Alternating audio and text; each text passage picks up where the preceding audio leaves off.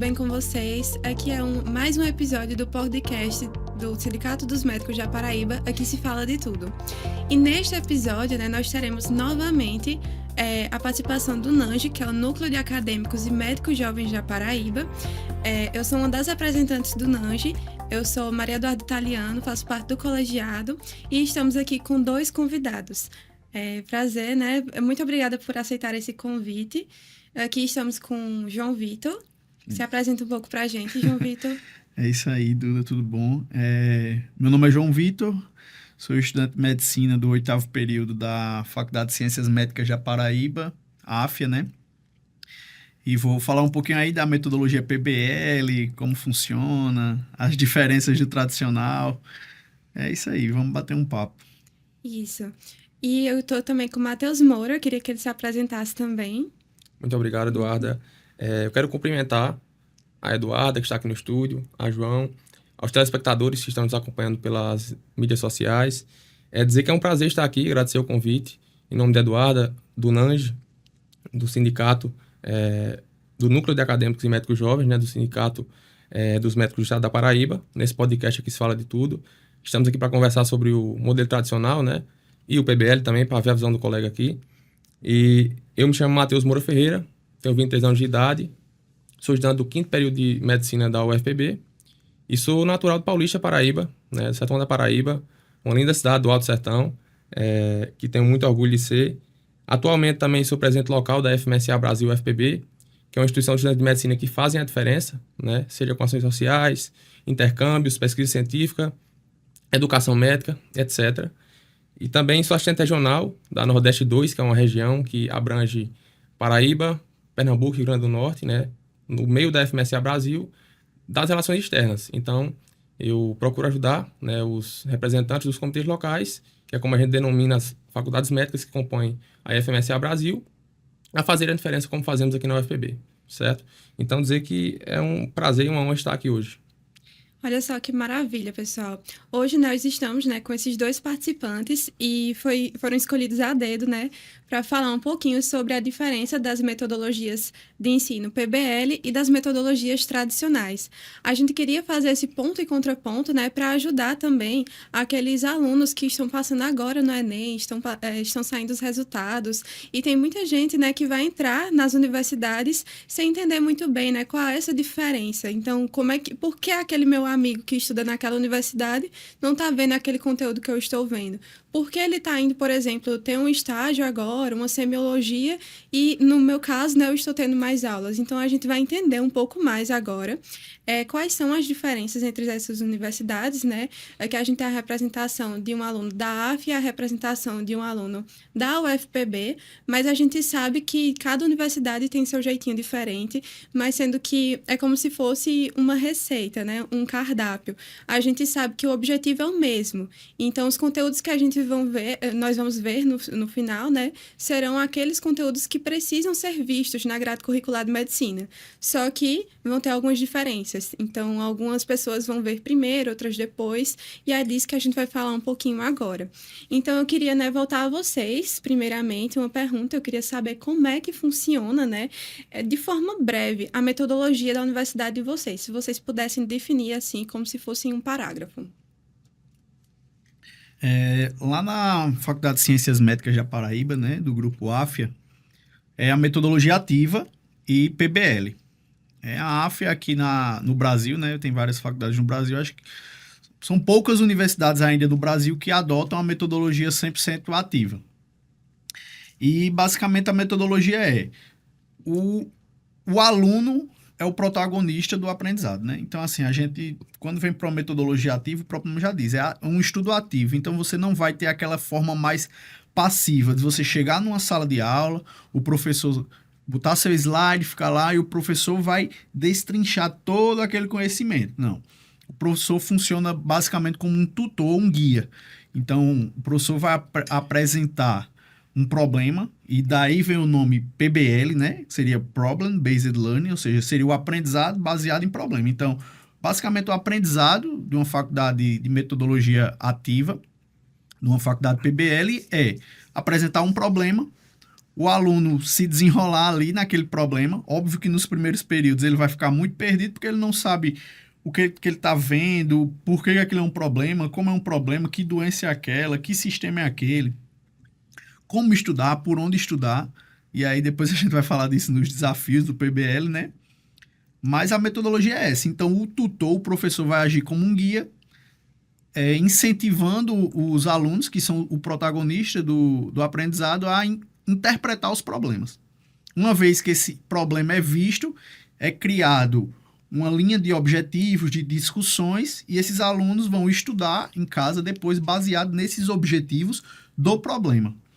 Então, primeiro acontece um problema, aí o aluno vai estudar e depois ele retorna tentando solucionar aquele problema, né? Então, não é aquela situação do aluno chegar, não ver nenhum problema, nenhuma situação conflitante ou prática, o professor colocar o slide e destrinchar. Então, não.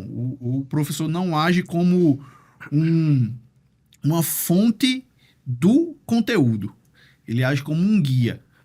O aluno que vai atrás da sua fonte de conteúdo. E essa fonte de conteúdo pode ser um livro, pode ser uma videoaula, pode ser um podcast, um artigo científico, um resumo, umas imagens, enfim. Aí vai depender de como cada aluno vai tomar esse seu protagonismo, né?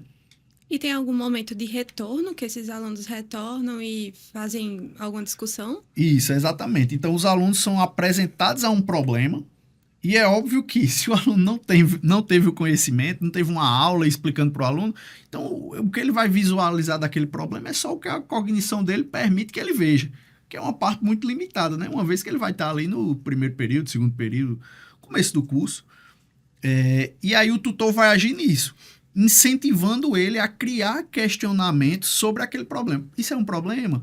Aí vai chegar fulano, e por que esse paciente está assim? Aí você não tinha nem prestado atenção nisso. Não, porque é por conta disso. E aí você vai tentar dar uma resposta baseada no seu conhecimento prévio. Porém, não necessariamente esse seu conhecimento prévio vai estar correto. Mas você vai discutir. Uma vez que você criou essa discussão ali, baseado realmente nas vozes da sua cabeça, ou pelo que você já viu, já escutou, você vai delinear um traçado. Beleza, então vocês viram que os problemas desse caso eram esses. Então vamos criar alguns objetivos para que a partir de agora, quando você vê esse caso de novo, você saiba conduzi-lo. Então é criado uma planilha lá de objetivos, né?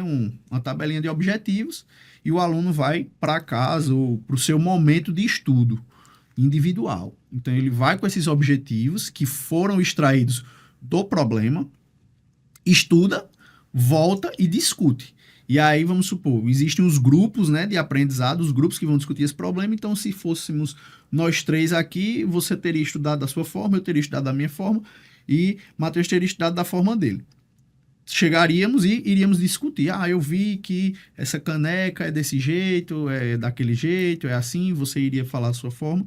E a partir desse compartilhamento de informações de estudo, agora já solidificado, né, porque os alunos estudaram, você cria uma tese, né? Então, você vem com uma antítese ali, uma tese, uma antítese e uma síntese. Então, essa síntese vai ser o que os alunos vão ter depois de ter visto o problema, ter criado objetivos, ter estudado, e vai chegar para sintetizar ali o conteúdo.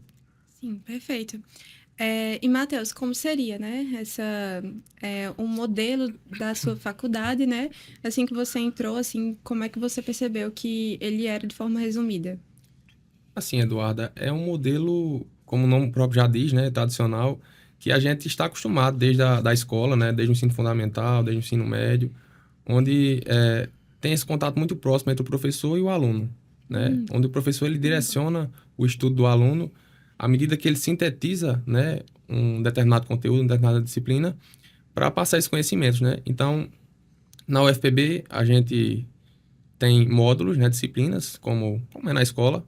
Cada professor lidera esse módulo e a aula é aquele estilo tradicional mesmo, né? O professor chega e expõe, né, o que ele acha de mais importante, e eu acho que isso é um ponto muito importante, porque a gente está diante de um especialista, né? E na UFPB a gente tem os melhores professores, né? Que não é sendo suspeito, mas são grandes profissionais mesmo, respeitando todos os outros, né? Mas é a minha casa.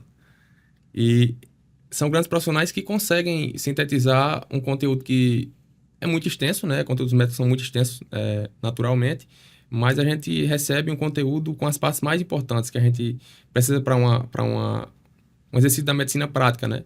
Então, a gente tem esse contato com as partes mais importantes e conseguimos raciocinar, né? Junto com o professor, tirar dúvidas, é um contato muito próximo.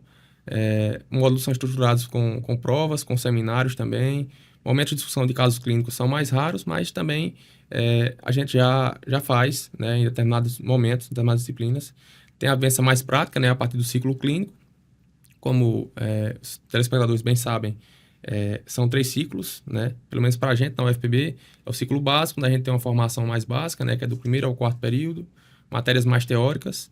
O ciclo clínico, que é do 5º ao 8º período, e depois o internato, né, do 9º até o 12º, né? Então, eu atualmente estou no ciclo clínico, passei por um ciclo básico, né, 4 períodos, né, 2 anos de estudo, naquela base mais teórica, né, onde a gente tem contato com a prática, mas é um contato mais limitado, né? Na UFB a gente tem umas matérias que estimulam a gente aí para a unidade de saúde, para as unidades básicas de saúde, né, que é um contato muito proveitoso. Mas agora sim, no ciclo clínico a gente começa a ter esse contato mais próximo, né, com os pacientes, com os atendimentos. E, assim, está sendo muito proveitoso e, assim, eu gosto do modelo tradicional. Gosto do modelo tradicional, de ter esse contato próximo com o professor, de ter esse direcionamento, ter uma síntese de conteúdo bem feita por um profissional que tem conhecimento, que tem uma vivência prática, né? Isso é muito importante. Em relação ao ensino híbrido, né, a integração das tecnologias e tudo mais, queria saber como acontece em cada uma das universidades. Só fazendo um adendo na fala de Matheus, né? Essa parte do tradicional, ela é muito boa, realmente. Eu acho que nada bate essa parte do tradicional de você ter um especialista falando daquele assunto. Por Sim. quê? Porque, por exemplo, a gente pode estudar, eu posso ler o melhor artigo científico daquele tema, eu posso ler o melhor livro daquele tema, em inglês, em espanhol, em italiano, não sei o quê. Mas eu não vou ter ali no livro a vivência prática do profissional. Exatamente. Então, se eu estou estudando urologia e eu estou tendo uma aula com um urologista, que ele vê aquele paciente, não, ó, no livro diz assim, mas o paciente geralmente chega desse jeito. O rosto do paciente é assim quando ele entra na sala. Claro que isso a gente vai tendo contato a partir de conversas com professores, algumas palestras que a gente tem. Claro que a gente não fica totalmente perdido sem nenhuma aula nunca. A gente tem algumas palestras, mas é óbvio que é bem mais reduzida essa carga horária de palestras. Então, acho que enquanto Matheus todo dia tem aula, a gente tem palestras 1 vez na semana, 2 vezes na semana, durante um turnozinho ali, né? De 1 hora, 2 horas. Sim. E essa parte realmente é muito boa. E a contrapartida do PBL também, que eu acho melhor, é o seguinte, que às vezes você também, é óbvio que é excelente ter a vivência do profissional, mas ao mesmo tempo que você tem a vivência e a experiência dele, você tem os vieses que ele carrega. Então, aquele profissional, ao longo da trajetória dele, ele vai carregando aqueles vieses. Então, assim, ele vai pegando um jeito de fazer determinada coisa, que às vezes é o jeito dele. E o jeito dele é diferente do jeito que o método de Campina Grande faz, que é diferente do método que São Paulo faz. E no PBL, como você estuda mais sozinho, por mais referências, eu acho que você fica um pouco mais livre desses vieses que os profissionais vão adquirindo, que todos nós vamos adquirir ao longo da nossa carreira, né? Então, você não fica limitado pelo professor. Porque, por exemplo, o professor, quando ele é uma sumidade, ele é o excelente professor, ele vai lhe levar ao céu. Mas se for aquele professor que você já não cria uma intimidade tão boa, se é o professor que já não consegue te passar tão bem o conteúdo, um professor que você não admira tanto, naquela área você vai ficar limitado. Porque você não tem aquela paixão que o professor lhe desperta, então você vai ficar meio limitado, aquela matéria você já não vai querer estudar tanto. Enquanto no PBL você é refém de você mesmo, né? Você é seu senhor e seu escravo. Então, se você não estudar, não quer dizer que nenhum professor vai ser muito bom e vai lhe salvar. Ou também você também não vai ter a desculpa de dizer, aquele professor é muito ruim e eu não estudei por conta dele. Não tem isso. Então, se você estiver sendo bom, beleza, você estudou bem. Se você não estiver indo tão bem, a culpa também é sua. Né? Então, isso é bem importante e é bem legal as diferenças, porque você consegue ter coisas boas de um lado e coisas não tão boas. Exatamente, eu também acho, né? Cada um dos tipos, né, de metodologias tem seus prós e tem seus contras também. E já voltando, né, esse assunto, já que a gente começou a falar sobre os professores, sobre as grades, eu queria saber um pouquinho também como é que acontecem as provas, né? Quem é que elabora essas provas? Como é que elas funcionam? Se um professor, por exemplo, ele vai ser encarregado de corrigir todas as provas daquela matéria, como funciona em cada um desses métodos? Então, Eduarda, a fala do João foi bem feliz. Eu acho que tem pontos positivos e pontos negativos nos dois lados, né? Tanto no tradicional quanto no PBL. Essa questão do viés é interessante a gente pensar, né? Assim, eu não vou dizer que não tenha, mas eu acho que é interessante também a gente ter esse contato com o jeito que alguém faz para fazermos o nosso, né? Eu acho que a gente tem esse papel de tirar conclusões, né? As nossas conclusões em cima do que é passado para a gente. Nos é passado, assim, uma síntese boa de conteúdos, eu acho que é muito bem ensinado. Na questão das provas, das avaliações, temos provas, né? No caso, já adiantei. Mas são divididas em módulos, né? E cada professor, ele vai gerir o seu módulo como bem entende, né? Mas, assim, a partir de uma estrutura curricular, né? À medida que a gente vê os conteúdos que a gente necessita, né? Vê enquanto estudante de medicina. E a partir disso, né? Se tem provas, se tem seminários também, enfim, algumas outras estratégias que são com menos frequência, né? Estudos dirigidos, enfim, que são bem com menos frequência.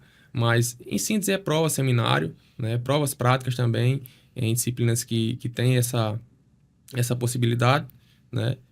Geralmente, em cada módulo são divididos por unidades. Então, os módulos, a maioria, tem 3 unidades, né? Tem cada unidade uma prova, às vezes um seminário em cada unidade, ou às vezes um seminário para o módulo todo.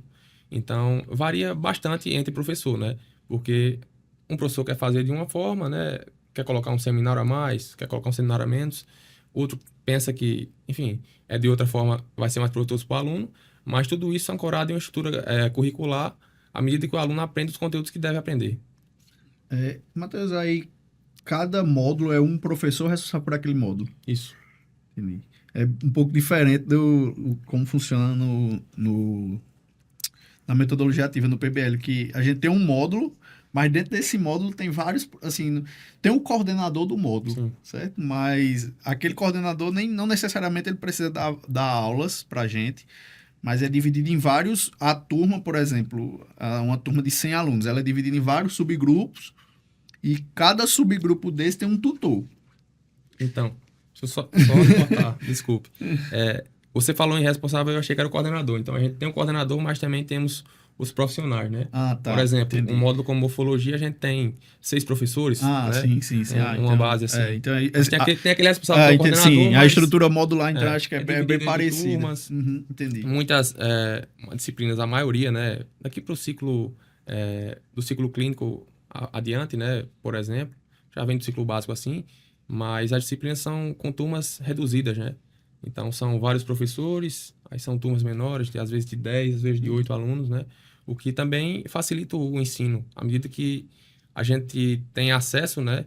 Menos pessoas têm acesso o mesmo professor. Então, fica fica mais fácil de gerir o tempo, né? Mais fácil tirar dúvidas, mais fácil de ter esse contato mais próximo. Isso. Então, é justamente assim. É interessante. Isso aí a gente tem baseado assim, nesses discussões de caso clínico que eu falei do problema, então como é que funciona, né? Só dando uma explicada pro pessoal que às vezes nunca escutou falar disso. Então, a gente tem uma turma, essa turma ela é dividida em vários subgrupos. Então, A, B, C, D, E, F e G. Às vezes até H. Em cada subgrupo desse, você tem outros 3 subgrupos. Então, por exemplo, se cada subgrupo tem 27 alunos, né? Então, você vai ter 3 mesas com 9 alunos. E aí, essas mesas vão discutir aquele tema. Então, você vai ficar ali naquela mesa, quem você vai ficar no semestre ali discutindo esses casos clínicos, né? Então, fica melhor que a gente, lá na faculdade, a gente chama até de APG, que é aprendizado em pequenos grupos. Então, realmente, como você falou, essa discussão fica melhor. E como é que vocês são avaliados, né? Porque como Sim. é diferente, aí as pontuações, né, são feitas pelas provas ou existe pontuação para outras coisas além ali da avaliação teórica? Isso. Como a gente vive uma metodologia ativa, então o foco também das pontuações, de graduar o aluno, se ele está apto ou não fica restrito apenas às provas. nós temos provas, mas essa avaliação se estende também a essa postura do aluno. Então, por exemplo, nessa metodologia ativa, como eu acabei de explicar, né? Vão ter os pequenos grupos que você vai discutir. E aí tem esse tutor. Cada subgrupo tem um tutor. Esse tutor vai ficar responsável por aquela sala. Então, ele vai chegar na mesa.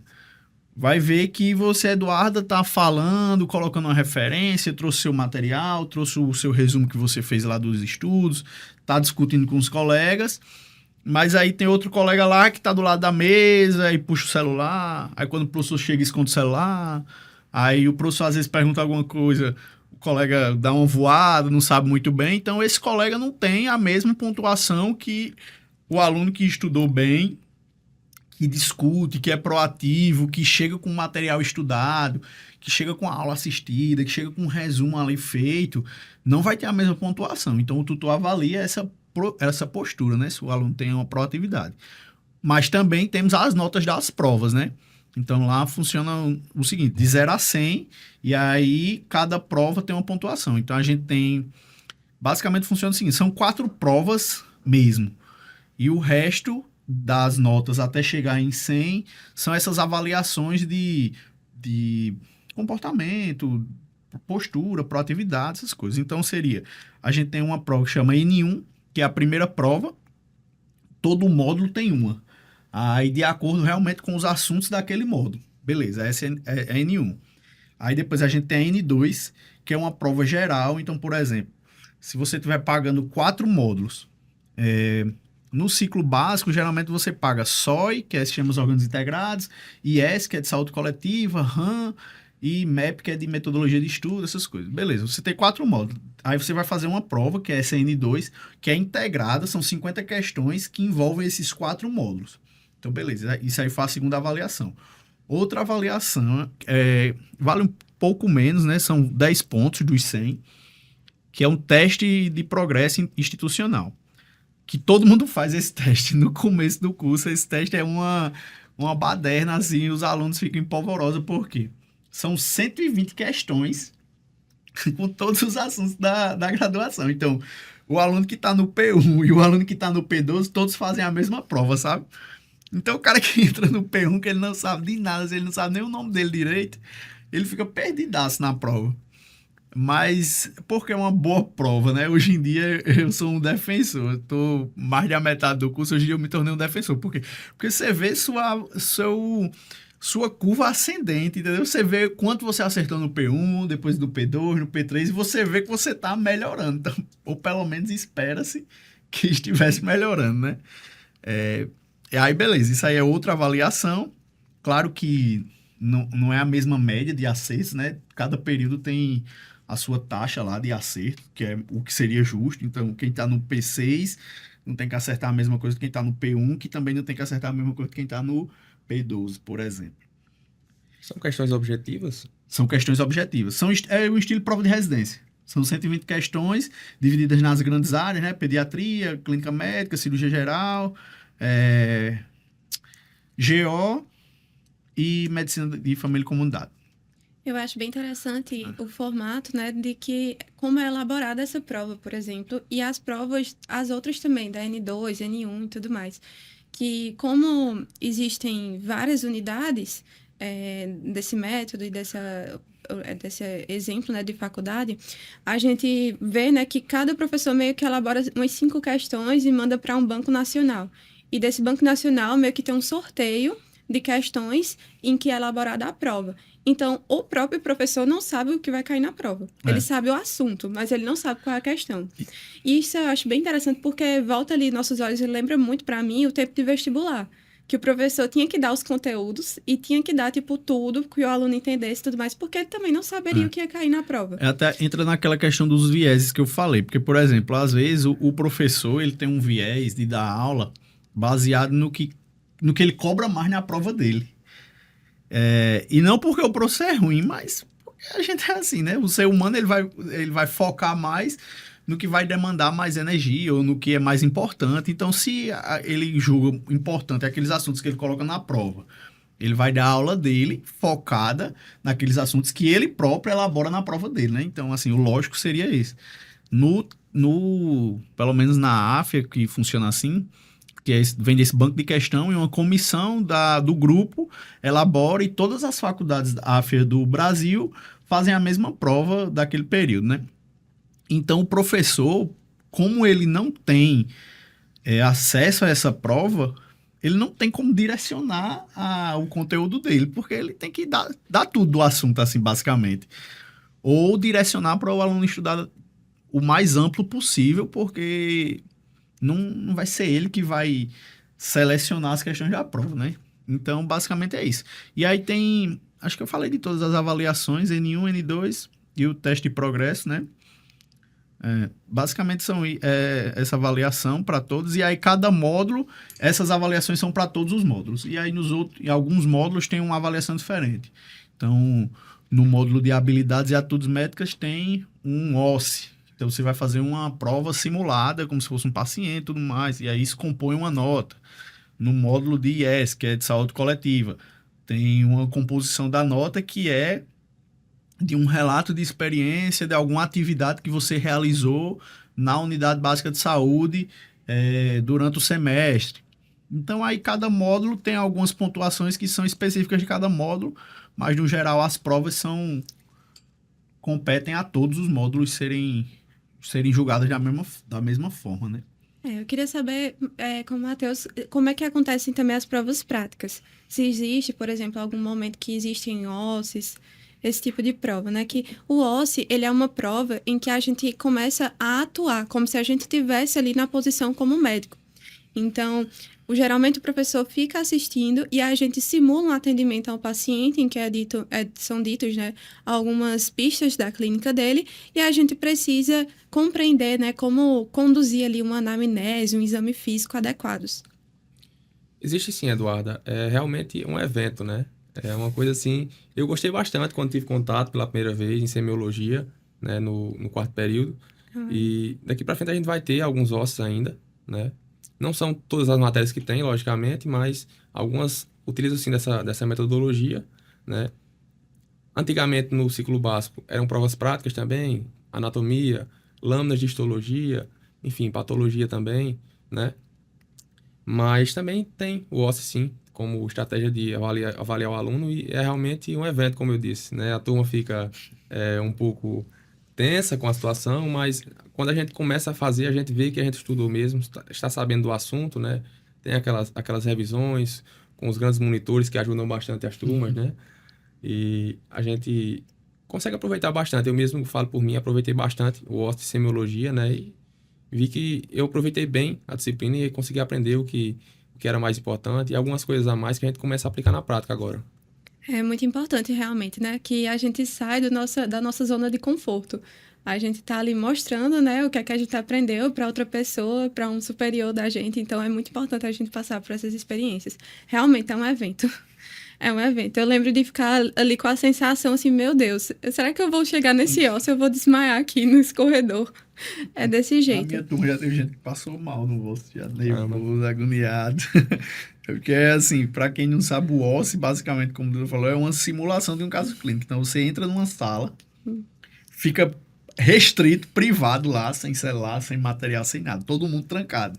E aí vai chamando um por um para ir para a salinha onde vai estar lá um ator simulando, ou o professor simulando que é um paciente, né? E lá você vai realizar o atendimento desse paciente, seja o que for pedido, o que seja que o paciente tenha, e depois você vai ser avaliado se você atendeu esse paciente bem. Então, você não sabe qual é o caso clínico, você não sabe qual é o assunto que aquele paciente tem. Então, o pessoal fica bem nervoso mesmo. Mas é legal. É legal. O ruim é o confinamento mesmo, O né? ruim é o confinamento. Fica um tempinho ali, Um os primeiros que vão, eu acho que já levam vantagem ali, né? Ou desvantagem, né? Porque enfim. Vai muito nervoso. Eu preferi primeiro, primeiro, né? Um dos primeiros na minha época. E assim, realmente, para estudar, é aquela coisa. Se você passou o semestre brincando, como algumas pessoas podem fazer, você vai ter muita dificuldade, porque não dá para estudar todo o conteúdo de um semestre em um final de semana, né? E até porque, assim, não é só um conteúdo, né? Por exemplo, sei lá, estudei tudo de pneumonia. primeiro, que pode ser que seja pneumonia, mas pode ser que seja tuberculose, pode ser que seja hipertensão, pode ser que seja qualquer coisa. E, além do mais, você tem que ter o raciocínio clínico, você tem que ter o modo de atender aquele paciente, não é só simplesmente, igual uma prova, escrever qual é o tratamento e pronto. Então, você tem que saber como falar com o paciente, tudo isso é avaliado, né? Se você deu bom dia, se você lavou a mão, eu acho bem interessante. E por que é importante, né? Isso porque nas provas de residência, algumas provas têm como segunda fase a realização de um OSCE. Então, é importante ter isso na faculdade desde o começo, né? Lá na faculdade, a gente tem desde o P1. Então, isso eu considerava uma vantagem gigantesca, assim. Quando eu comecei a estudar na faculdade, estava meio na transição. Então, quando a AFIA chegou na minha faculdade, tinham várias turmas que eram da metodologia tradicional, né? Então, só virou a metodologia PBL a partir do momento que a AFIA entrou. E aí, essas turmas, acho que ainda tem alguma na faculdade, a última turma talvez, só fazia OSCE quando chegava no internato, né? E aí eu vi alguns colegas meus de umas turmas mais à frente que, quando chegava no OSCE, nervoso. E para mim já tinha se tornado rotineiro, porque a gente fazia desde o primeiro período e eles não faziam. Então, é bom, porque você sofre desde o começo e depois para de sofrer porque você se acostuma, né? Mas é interessante essa metodologia prática, né? É verdade. E agora eu queria saber, né, nessa conversa, eu estou percebendo cada vez mais o quanto a gente tem de semelhança nas metodologias, né, de ensino, e também percebendo que realmente existem coisas boas dos dois tipos de metodologias. Então, eu queria saber quais são as coisas que são diferentes da outra metodologia de vocês e que são as melhores. São as coisas boas. Quer começar? Pode começar, João. Eu acho assim, que o que tem de diferente é isso que eu falei do aluno ser o protagonista e não ter nenhum limitante. O limitante é você próprio. Então, se você é um bom aluno, se você é dedicado, se você está estudando direitinho, aprendeu a estudar, sabe como estudar, não está deixando atrasar as coisas, está sempre em dia, eu acho que você tende a crescer mais do que no tradicional. Porque talvez no tradicional eu enxergo o seguinte: se o professor deu aquele slide, né? Então, um professor muito bom, deu o slide, então você vai estudar aquela aula que o professor deu. Beleza. Eu tenho muitos amigos que estudam na UFPB e eles me passavam, às vezes, os materiais de estudo deles, né? Muito bons, obviamente. E era baseado no slide do professor. Então, o professor mandava o slide e eles iam fazendo a anotação no tablet ou impresso, alguma coisa. Beleza, e o estudo é esse, né? No PBL, ou na metodologia ativa, você vai ter que procurar por si só. O que isso pode ser uma cilada, mas como pode ser também muito bom. Porque se você vai estuda por um material ruim, seu estudo vai ser ruim. Mas se você desenvolve o método de estudar por boas aulas na internet, por bons materiais, por bons artigos, bons livros, eu acho que você se torna um aluno mais completo. Eu acho que você perde o teto, sabe? Então, assim, eu acho que o aluno que é bom no PBL, ele se torna excelente. Porém, uma desvantagem muito grande é que o aluno que é ruim no PBL, ele vai ficar ruim a vida inteira. Porque como ele é o tutor, ele vai ter o tutor que vai olhar ele e tudo mais, porém a gente sabe que o aluno vai conseguir enrolar ali, vai ficar empurrando pela barriga, vai dar uma de doido, vai fazer de conta que estudou, e ele vai continuar ruim, O que eu já vejo como uma vantagem no tradicional, que ele consegue pegar aquele aluno ruim, porque o professor tem mais contato com o aluno, então o professor consegue pegar aquele aluno ruim e puxar dele até que ele melhore realmente. E se não melhora, não passa. Já no PBL, na metodologia ativa, eu vejo que o aluno consegue dar vários jeitinhos, porque você tem muita forma de avaliação. Então, você tem um trabalho, você tem uma avaliação diária, você tem uma avaliação da postura. Às vezes é um aluno mais desinibido, desenrolado, mas que não é um aluno estudioso. O aluno não sabe de nada na matéria, mas sabe se comunicar bem, faz de conta que sabe das coisas e, às vezes, engana um professor ou outro e vai passando, aí chega na metade do curso, você vai conversar, a pessoa não sabe de nada. Mas vai passando. Eu acho que no tradicional, posso até estar enganado, mas acho que seja mais difícil desse aluno conseguir ir passando nos períodos, sabe? Porque tem a limitação do professor estar lá e dizer assim, ó, você tá muito ruim, cara, não tem como eu lhe passar. Já no PBL eu acho que tem essa desvantagem. Então, pro aluno bom, pro aluno que é muito disciplinado, o PBL eu vejo como uma vantagem. Porque você vai ter mais tempo livre para estudar. Porque se a gente não está tendo essas aulas, então óbvio que você vai ter algum tempo de estudar, né? Porque se no tradicional o professor está lá te dando a aula e no PBL você teve o caso clínico, o problema, e tem os objetivos, alguma hora você vai ter que parar para estudar. Então, como não tem o professor lhe dando essa aula mastigadinha, a faculdade lhe dá o quê? Turnos de estudo. Então, você tem mais turnos livres do que as faculdades tradicionais, que é aula o dia todo. Então, você vai ter mais tempo livre. Então, é uma vantagem, às vezes, para pessoas que trabalham, para pessoas que têm filhos, que precisam dividir a atenção. Então, isso, às vezes, é um facilitador. E também, para as pessoas que querem estudar, realmente é um facilitador. Porém, para a pessoa que quer enrolar, que quer empurrar com a barriga, também é uma mãe, né? Porque você vai ter aquele tempo sem aula, então vai ficar mais fácil de você ficar sem fazer nada. É muito sobre autodisciplina. Você tem verdade. no método PBL, eu acho assim, você tem que ser muito disciplinado. Então, se você está escolhendo uma faculdade, você é uma pessoa que já se conhece, sabe que precisa de alguém puxando, trabalha com motivação de ter algum professor lá, ou de ter que ter a aula, é melhor você ir para um tradicional, porque o PBL eu acho que você pode se tornar um aluno melhor, mais capacitado, sair mais pronto da faculdade. Eu acho que o aluno do PBL sai mais pronto da faculdade, porque ele começa a ter contato com situações práticas desde o P1. Porém, para o aluno que estuda, porque ele vai ter que estudar a situação prática e vai ter que estudar a base de algumas coisas. Já no tradicional eu vejo o seguinte, o aluno tem uma base mais sólida, principalmente no ciclo básico, uma base melhor de embriologia, uma base melhor de anatomia, talvez uma base melhor de fisiologia. Porém, é um aluno que ele demora um pouco até chegar na prática clínica, né? Nos casos clínicos, nas discussões, a fazer um OSCE demora mais, a ter a semiologia, que a gente tem desde o P1, o aluno de toda a faculdade tradicional, geralmente só começa no ciclo clínico, que começou no 4º ou no 5º período. Então, são essas diferenças que dão umas vantagens e umas desvantagens que você tem que adequar o seu método de ser, assim. Sim. Eu sou uma pessoa muito que gosto de ter meu tempo, então me ajuda muito o PBL, porque eu consigo fazer várias outras coisas, estudar da minha forma e estudar muito bem. Talvez, se eu não tivesse essas características, o tradicional seria bem melhor por me forçar a estudar, né? E, Matheus, quais seriam os principais benefícios da sua metodologia de estudos? Então, eu acho que a aula estruturada, né, pelo professor, com o que eu já citei, né, um conteúdo extenso sobre a avaliação do profissional, sintetizar é algo bem interessante, né? Algo que no PBL é algo mais amplo, né, como o João bem colocou. Então, tem essa vivência prática também, como a gente estava comentando, né? O professor, às vezes, traz algo no slide e coloca aquela consideração. Diz, olha, na teoria é assim, mas na prática é assim, né? O paciente chega dessa forma, como você bem falou.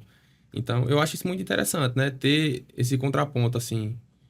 Isso me estimula, né? Praticamente, assim, a tirar minhas conclusões. Na teoria tá assim, mas na prática é assim. Como é que eu vou fazer, né? Eu acho que nisso a gente vai construindo o nosso jeito de fazer, né? Há médicos que fazem de uma forma em São Paulo, como o João falou, outros aqui. E eu acho que no futuro será nós, né? Fazendo de formas diferentes, eu acredito. Né? A partir dos conhecimentos que a gente teve na graduação. Eu também vejo com bons olhos, muito bons olhos, esse contato mais próximo, né? Que eu também já citei anteriormente, onde semanalmente a gente está com os professores, né? Às vezes mais de um dia na semana, dependendo da carga horária da disciplina. E a gente pode conversar, tirar dúvidas. Imunologia mesmo, eu tenho uma outra professora chamada Joelma, um abraço para ela se ela ver esse vídeo algum dia, que toda aula ela passava um conteúdo muito bom, muita coisa, eu conseguia acompanhar, mas sempre ficava aquela dúvida, né? E às vezes no final da aula, às vezes na aula seguinte, eu ia até ela para conversar sobre o assunto e era muito proveitoso esse momento, né? Assuntos muito complicados, às vezes a gente, com essa orientação do professor, a gente consegue absorver melhor, né? Consegue raciocinar melhor e certificar o conteúdo. Eu também vejo como muito proveitoso essa questão da rotina, né? De ter horários fixos ali para estudar, né? Ter algo certo para a gente fazer na segunda-feira, na terça-feira, né? As aulas na UFPB, elas são nos 2 turnos, né? Matutino e vespertino, de manhã e de tarde. Em semestres costuma variar, às vezes a gente tem um turno livre, né? Às vezes não, né? Às vezes tem 2 turnos, enfim, varia muito dependendo da carga horária do semestre que você está pagando.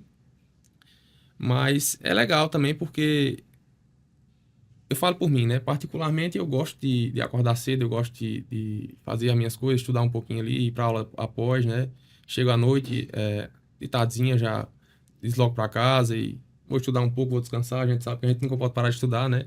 Sempre tem que Verdade. tá intercalando com as aulas e com descanso, com sono.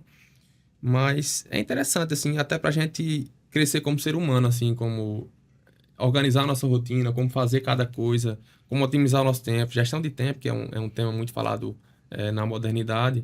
Eu acho que estimula bastante a gente chegar no final do curso com essa organização, né?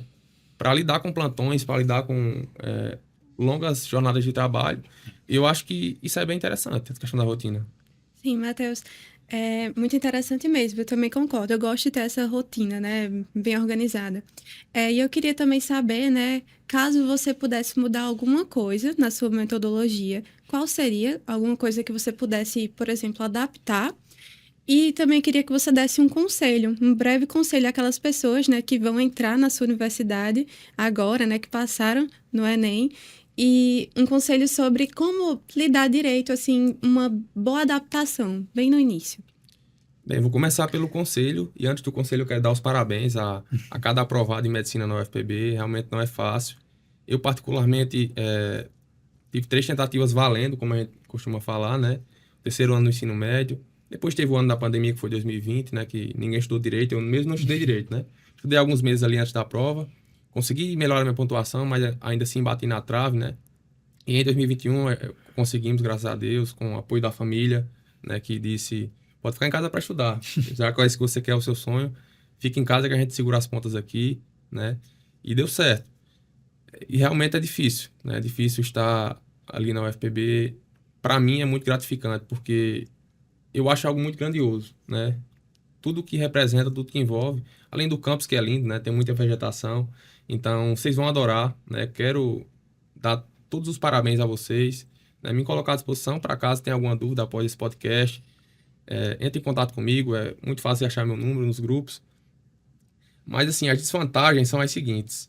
Eu acho que, ao contrário do PBL, que é uma metodologia ativa, né? Como o João está bem colocando aqui, às vezes pode se tornar passivo, né? E essa questão da autonomia que tem no PBL, eu acho que a gente também deve ter no tradicional se a gente quiser se dar bem, né? Uhum. Porque, na minha visão, a gente tem que tornar o estudo o mais ativo possível, né? A partir daquilo que o professor deu em sala, deu em aula, e eles nos orientam muito a não se limitar àquilo, né? Apesar daquilo ser o mais importante para eles, a síntese deles, a gente ir atrás de outras fontes, ler mais. Tem a bibliografia definida também, que eu acho que é algo não tem no PBL, né? Mas a gente tem essa... Tem a bibliografia do módulo, né? Sim. Aí é um guia para você estudar por aqueles livros, né? Sim. Termina que no tradicional, acho que é o que os professores usam para fazer o material de Isso, aula, essas coisas, isso. né? No caso da gente é mais para... Tem lá na ementa do curso, né? Então, cada período você tem o que tem que estudar e aí eles colocam lá a bibliografia. Então, serve como um guiazinho ali Entendo. pro aluno que procura. Mas é bem difícil alguém ir atrás. Eu entendo. Então, a gente tem esse incentivo para ir atrás das coisas, mas se a gente se limitar à sala de aula, a gente vai realmente chegar no final do curso despreparado, né? Eu acho que a gente tem que tornar o mais ativo possível. E nisso, eu gosto muito de papel, né? Está aqui as anotações. Eu gosto muito de escrever. Eu acho que a mim faz muito bem. Eu acho que eu assimilo melhor o conteúdo em sala de aula, notando as coisas que o professor fala, que, assim, eu julgo importantes. Eu acho que a partir da síntese do professor, tem que fazer a nossa síntese também, né? Ver o que realmente se adequa à realidade, o que a gente vai precisar mesmo, para a gente fazer a coisa mais importante do estudo, que é revisar. Para mim, eu acho que a revisão é sem igual nessa questão de solidificar o conteúdo mesmo, né? De guardar esse conteúdo por mais tempo. Então, eu sempre faço revisões espaçadas, né? Como alguns métodos teóricos aí, tem aquelas curvas lá, enfim. Mas na prática você se dedicando a tornar o estudo ativo, você consegue aproveitar bem, né? Mas poderia ser mais ativo, ter mais casos clínicos, por exemplo, né? A gente tem alguns, a gente vai entrando em contato com mais casos clínicos agora, né? Desde do quarto período em semiologia, a gente tem mais a exposição a casos clínicos, enfim, e do ciclo clínico em diante também. Mas poderia ser mais ativo, né? Ter mais oportunidades para ter esse raciocínio clínico, né? Pensar como a gente resolveria um problema na prática. Outro ponto seria essa interdisciplinaridade. Eu acho que, às vezes, a gente se limita em um determinado módulo só a ele mesmo, né? Às vezes não tem essa detecção de conteúdos. E eu acho que isso é importante, né? A gente, às vezes, tem algumas experiências em provas integradas que tem na UFPB. Alguns gostam, alguns odeiam, enfim, faz parte. Eu passei era o módulo de morfologia, né? É uma situação interessante, onde a gente tem uma prova com 30 questões de anatomia, fisiologia, embriologia, histologia. A gente teve questões integradas, né? Realmente com 3, 4 conteúdos. Uma estratégia interessante, né? Que poderia também ser mais usada, né?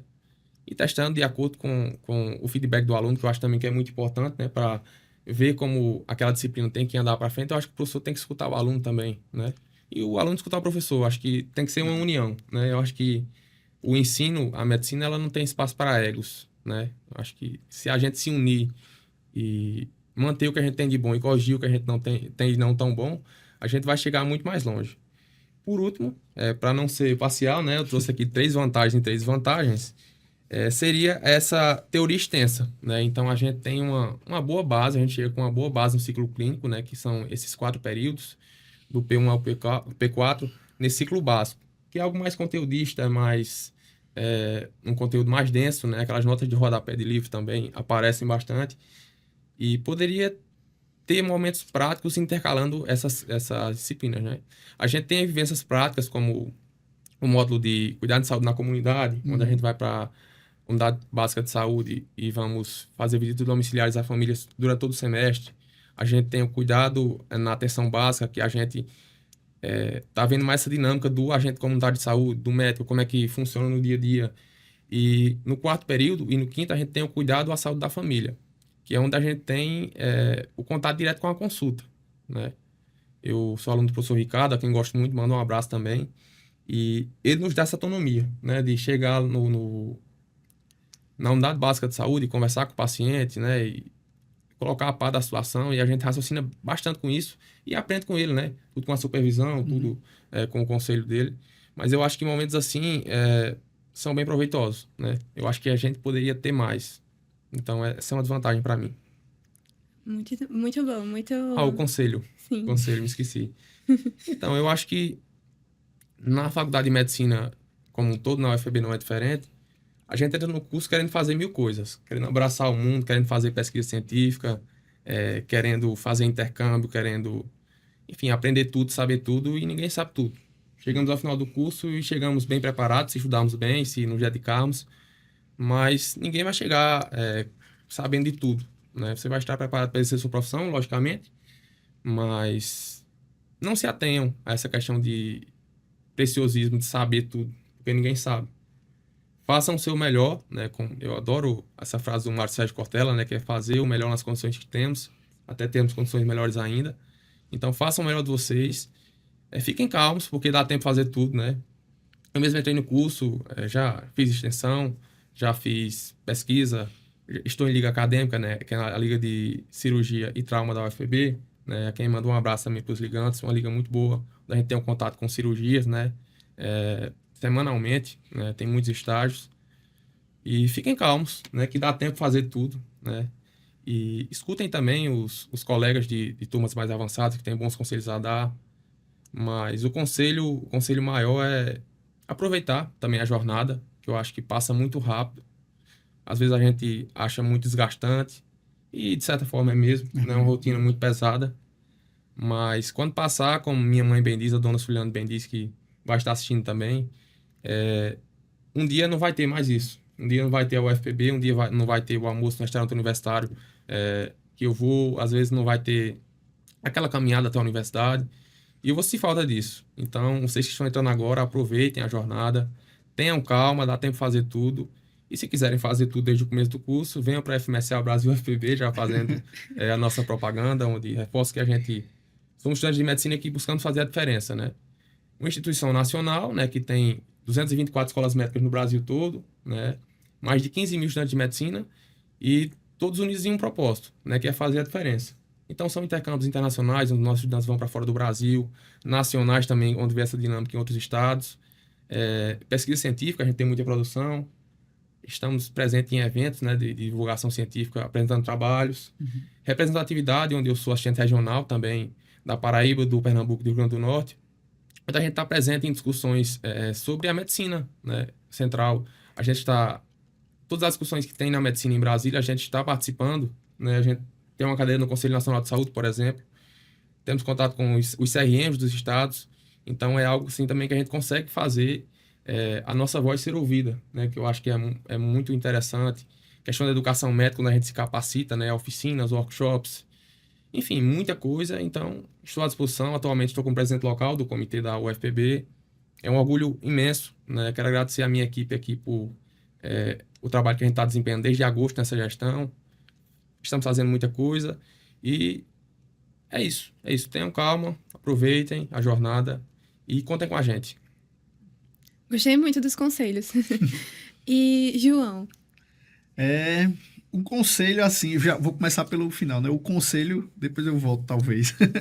Mas um conselho seja um bom aluno, porque se alguém extraiu bem o que a gente está falando aqui e sintetizar é o seguinte: se você for um bom aluno, você vai se dar bem no tradicional e você vai se dar bem no PBL. Então, não tem muito segredo.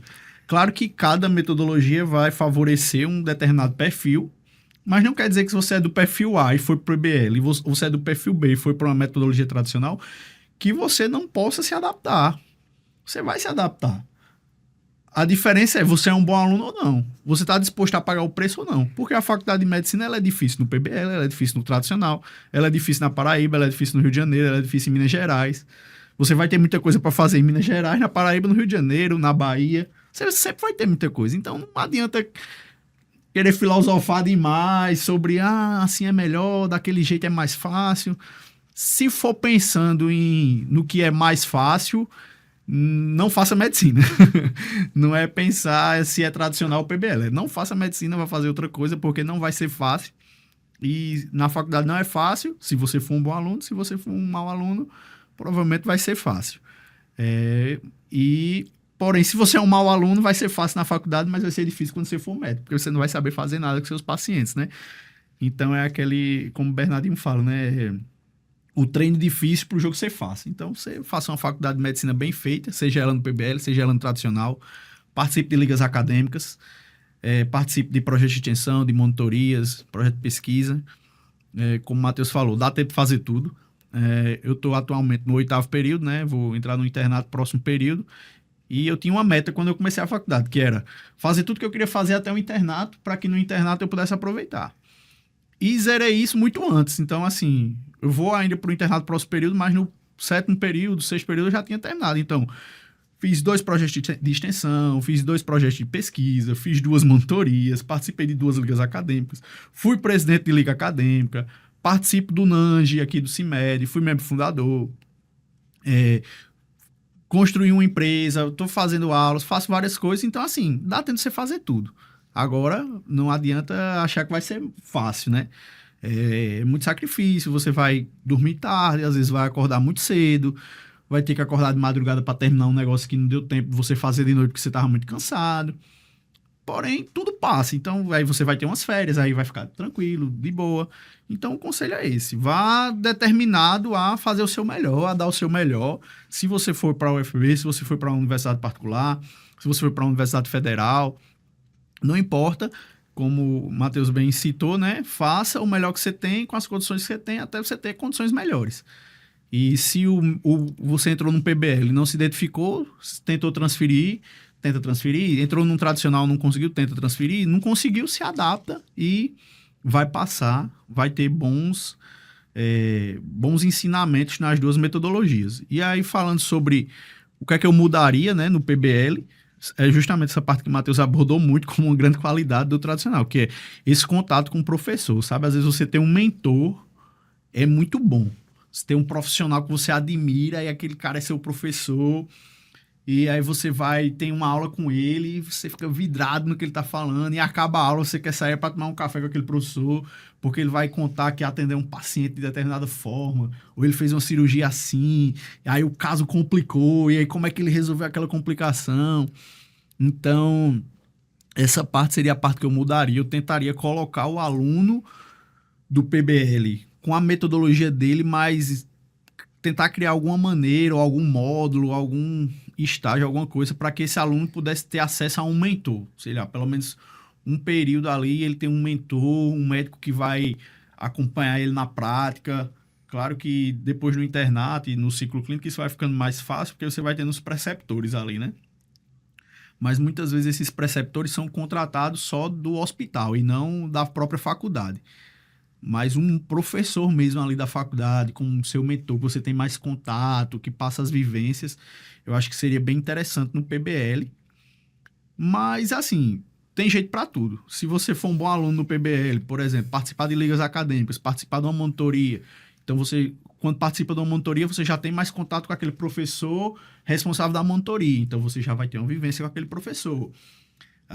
O professor que você admira fez um projeto de extensão, você faz uma prova, entra naquele projeto de extensão do professor, então você vai ter mais contato com aquele professor.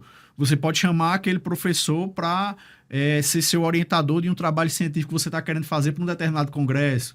Sei lá, você admira muito um cara que é cardiologista, e você vai ter o Congresso Brasileiro de Cardiologia. Você quer ir, vai ser aqui na Paraíba, vai ser no estado perto.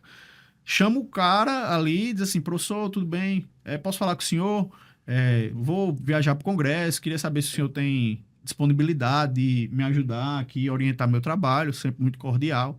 Tendo em vista que ele tem menos tempo livre do que você, não vai achar que sua vida é muito difícil, porque a dele provavelmente é muito mais. Ele vai ter que conciliar o trabalho dele como médico, o trabalho dele como professor, a família dele, os filhos dele.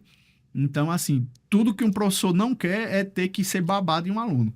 Mas quando aquele aluno chega para o professor com um bom entendimento do conteúdo, com o trabalho pronto, só pedindo a orientação, aquele professor vai ter muito orgulho daquele aluno e vai querer ajudar. Eu não conheço nenhum professor ou médico que eu acompanhei que não queria ajudar, que não queria compartilhar conhecimento. Agora não adianta você ser folgado, chegar no cara e dizer assim: ei, bicho, me ensina aí tal coisa. Olha pra você, meu amigo, se toque, quem é você aqui? Agora se você chega cedo, chega no horário, chega bem vestido, bem apresentado, sabe falar. Opa, tudo bom, professor? Meu nome é fulano de tal, sou estudante de tal período. Posso acompanhar o senhor aqui no hospital? Posso ver o que é que o senhor está fazendo? O senhor pode me ensinar como é esse procedimento aqui? Aí ele vai lhe ensinando tudo mais. O senhor vai fazer tal coisa? Eu posso fazer? Aí ele vai lhe perguntar. Aí se você quer fazer aquele procedimento, você já estudou antes, então vá sempre para um estágio, tendo estudado ali os pontos principais, vai fazer um trabalho, já leva para o professor umas ideias, né? Eu pensei em fazer isso, pensei em fazer assim, o senhor acha melhor tal forma. Então, assim, o que eu mudaria no PBL era isso, mas também tem saídas, né? Como o Matheus também falou que mudaria de ser um pouco mais ativo, como também tem saídas que ele falou. Então, ele faz parte de projetos como a IFMSA, então ele está sendo ativo. Então, ele faz parte de uma liga acadêmica. Numa liga acadêmica, ele vai fazer o quê? Ele vai fazer estágios. Quando ele faz estágios, ele está sendo mais ativo, está tendo mais raciocínio clínico. Então, isso é muito importante, né? Então, o meu conselho seria esse. Muito obrigada, né, pelos conselhos que vocês falaram. Muito obrigada pela participação de vocês. Eu queria só terminar, né, para acabar todo esse podcast. Eu queria só comentar, né, que nenhum tipo de aprendizado ele será passivo. Sempre teremos aprendizados ativos.